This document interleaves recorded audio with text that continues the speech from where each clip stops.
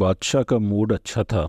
वो नौजवान वज़ीर की तरफ मुड़ा और मुस्कुराकर पूछा, तुम्हारी ज़िंदगी की सबसे बड़ी ख्वाहिश क्या है? वज़ीर शर्मा गया। इसने मुंह नीचे कर लिया। बादशाह ने कहका लगाया और बोला, तुम घबराओ मत, बस अपनी ज़िंदगी की सबसे बड़ी ख्वाहिश बताओ।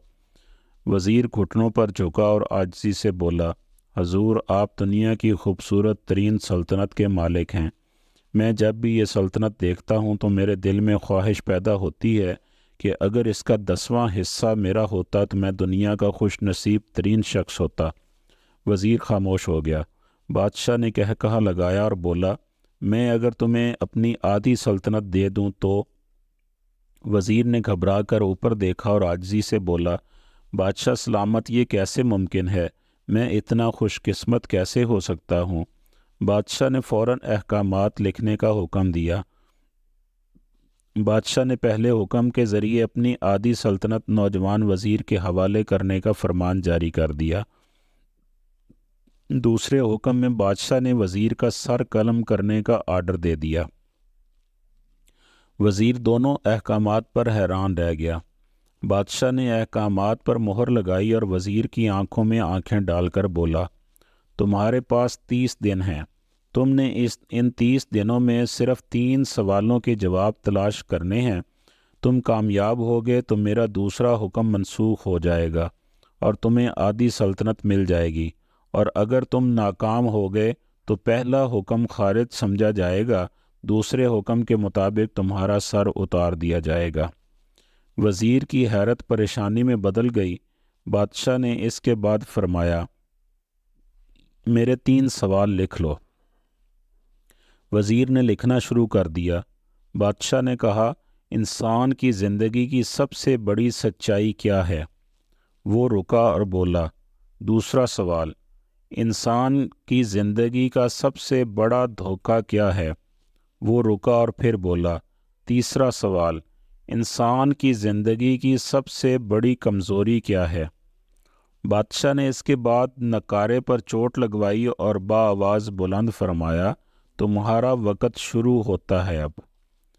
वज़ीर ने दोनों परवाने उठाए और दरबार से दौड़ लगा दी। इसने इस शाम मुल्क भर के दानश्वरों, अदीब, मुफक्कर और ज़हीन लोगों को जमा किया और सवाल इनके सामने रख दिए। मुल्क भर के दानश्वर सारी रात बहस करते रहे, लेकिन वज़ीर ने दूसरे दिन दानश्वर बढ़ा दिए, लेकिन नतीजा वही निकला। वो आने वाले दिनों में लोग बढ़ाता रहा, मगर इससे कोई तसल्ली बख्श जवाब न मिल सका, यहाँ तक कि वो मायूस होकर दारुल हुकूमत से बाहर निकल गया। वो सवाल उठाकर पूरे मुल्क में फिरा, मगर उसे कोई तसल्ली बख्श जवाब न मिल सका। वो मारा मारा फिरता रहा, शहर शहर, गांव गांव की खाक छानता रहा। शाही लिबास फट गया, पगड़ी ढीली होकर गर्दन में लटक गई, जूते फट गए और पाँव में छाले पड़ गए। यहाँ तक कि शर्त का आखिरी दिन आ गया।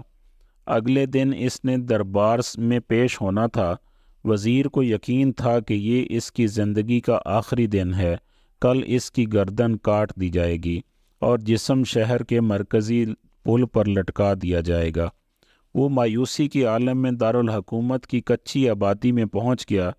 आबादी के सिरे पर एक फ़कीर की झोंपड़ी थी। वो गिरता पड़ता इस कुटिया तक पहुंच गया। फ़कीर सूखी रोटी पानी में डबोकर खा रहा था, साथ ही दूध का प्याला पड़ा था, और फ़कीर का कुत्ता शड़ाप शड़ाप की आवाज़ों के साथ दूध पी रहा था। फ़कीर ने वज़ीर की हालत देखी, कहा लगाया और बोला, जनाबे आली, आप सही जगह पहुँचे हैं। आपके तीनों सवालों के जवाब मेरे पास हैं। वज़ीर ने हैरत से इसकी तरफ देखा और पूछा, आपने कैसे अंदाज़ा लगा लिया मैं कौन हूँ और मेरा मसला क्या है? फ़कीर ने सूखी रोटी के टुकड़े छाबे में रखे, मुस्कुराया, अपना बोरिया उठाया और वज़ीर से कहा, ये देखिए, आपको बात समझ आ जाएगी। वज़ीर ने झुक कर देखा। बोरिए के नीचे शाही खलत बिछी थी। ये वो लिबास था जो बादशाह अपने करीब तरीन वज़रा को इनायत करता था। फ़कीर ने कहा, जनाबे आली, मैं भी इस सल्तनत का वज़ीर होता था। میں نے بھی ایک بار آپ کی طرح بادشاہ سے شرط لگانے کی غلطی کر لی تھی، نتیجہ آپ خود دیکھ لیجئے۔ فقیر نے اس کے بعد سوکھی روٹی کا ٹکڑا اٹھایا اور دوبارہ پانی میں ڈبو کر کھانے لگا۔ وزیر نے دکھی دل سے پوچھا، کیا آپ بھی جواب تلاش نہیں کر سکے تھے؟ فقیر نے کہکہا لگایا اور جواب دیا، میرا کیس آپ سے مختلف تھا۔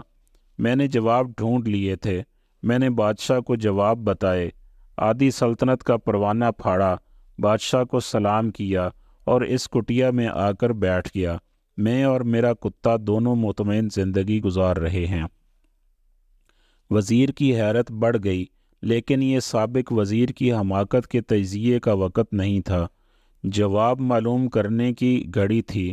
چنانچہ وزیر اینکر پرسن بننے کی بجائے فریادی بن گیا اور اس نے فقیر سے پوچھا، کیا آپ مجھے سوالوں کے جواب دے سکتے ہیں؟ فقیر نے ہاں میں گردن ہلا کر جواب دیا، میں پہلے 2 سوالوں کا جواب مفت دوں گا، لیکن تیسرے جواب کے لیے تمہیں قیمت ادا کرنا ہوگی۔ وزیر کے پاس شرط ماننے کے سوا کوئی آپشن نہیں تھا، اس نے فوراً ہاں میں گردن ہلا دی۔ فقیر بولا، دنیا کی سب سے بڑی سچائی موت ہے، انسان کوئی بھی ہو، کچھ بھی ہو، وہ اس سچائی سے نہیں بچ سکتا۔